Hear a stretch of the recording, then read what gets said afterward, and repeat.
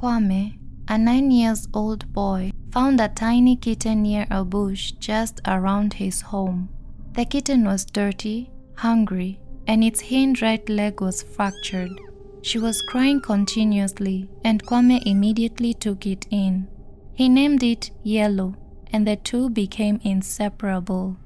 Every time Kwame came from school, he would find Yellow patiently waiting for him at the bus stop and would run towards him meowing.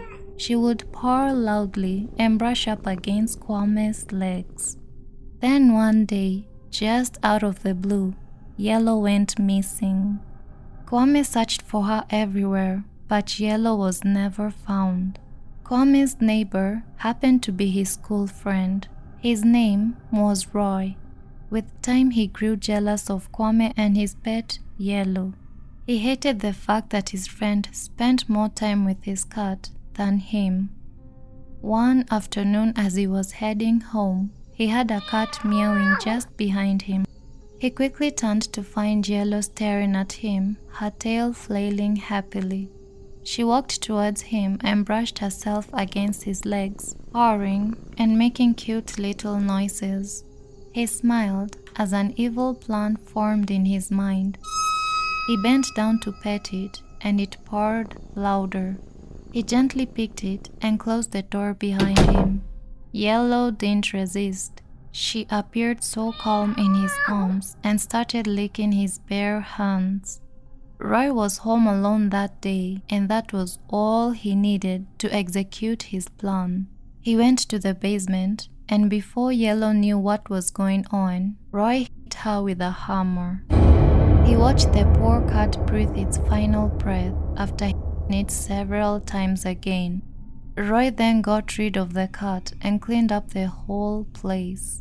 He felt a pang of guilt as soon as he realized what he had done, but it was now too late. He had to make sure no one knew what he had done, not a soul.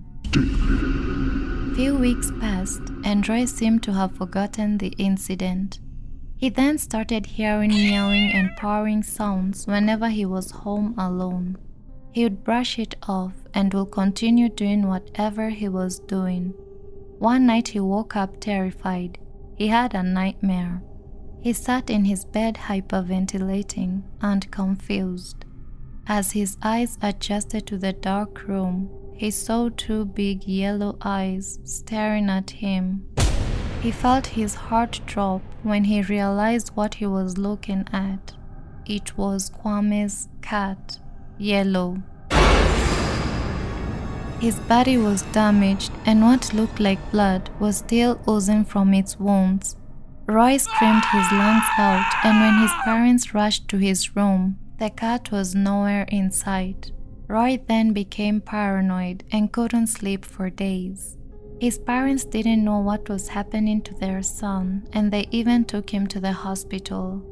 After 2 weeks, Roy started to feel better and was even able to sleep peacefully. He assumed that what he saw that night was just a part of his nightmare, and he stopped reading scary stories before bedtime. Then one night, as Roy turned in his bed, he felt something slightly heavy at the end of his bed. He assumed it was his school bag that he had forgotten to put on the floor. He soon drifted off to sleep. His sleep was disrupted when he heard noises, like something was moving at the end of his bed. His eyes flew wide open when he heard meowing in his room. A feeling of dread crept up from the pit of his stomach when he felt something kneading his beddings. He then heard it, the purring. He slowly sat up, and what he saw right before him terrified him. Lying on his bed was Yellow, staring at him. Her eyes were not yellow this time, they were red. A dark red liquid started oozing out of them. She then stood up and started walking towards him. Roy heard a sickening crack as Yellow moved.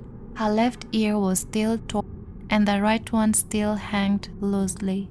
Her hind legs were bent in an awkward position, but they somehow moved. She meowed, but it didn't come out right. Something was just off about its meowing. Roy had no idea how it got into his room. His doors were still locked, and so were his windows. He screamed and tried running away, but he was unable. Fear had crippled him, freezing every muscle in his body. No one seemed to have heard his screams because his parents didn't rush to his room. Yellow, on the other hand, hissed at Roy as she walked in the most unnatural and horrifying manner. Roy watched the cat as his stomach churned. He felt his bowel loosen as his bladder reacted freely. Yellow's fur started to fall off and she grew in size. Her back was now a few inches towards the ceiling. She hissed at Roy and raised her right paw. Roy could see how sharp her claws were, and before he even got a chance to scream, Yellow slit his throat. Roy struggled to breathe as he choked on his own blood that was now draining out of his body. His vision became blurry as he watched the cat slap every part of his body. It then became dark. Roy was found dead in his bed. His body was split into several parts. Yellow's body was later found in a nearby forest on the side of the road. Her hind two legs were broken. Both her ears were torn, and the left one was hanging loosely. Her face was badly bruised, and her neck was somehow. Her claws had small pieces of flesh stuck on them.